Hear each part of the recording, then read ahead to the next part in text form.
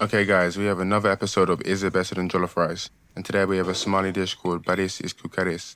It was my first time trying this, but trust me guys, you're going to want to make this one. But let's get into the recipe. The key to the recipe is a spice blend called Xaawash, which is what I'm making here with spices like cardamom, cumin seeds, cloves, and it just adds so much flavour. I'll leave the ingredients for that in the caption below. I'm using lamb for this dish, but you can also use beef. But just add a little bit of salt and then set it aside. Then I slice the onions, mince the garlic, and roughly chop some tomatoes.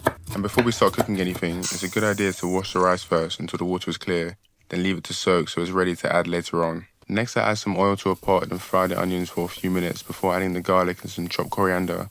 I also toasted a few whole spices like cinnamon, cardamom, cloves to really bring out some flavour. Then we're going to add in the lamb, and I don't really buy lamb often, but this stuff is not cheap, so I was just hoping it came out nice. Anyway, we'll let that brown for 5 to 6 minutes, then season with the Xaawash from earlier, cayenne pepper, and all-purpose or meat stock, and stir well to combine everything. Then we're going to add in the tomatoes and let that soften for a few minutes before squeezing in some tomato paste. Next, pour in some water, let that come up to a boil, and cover with a lid for around 30 minutes.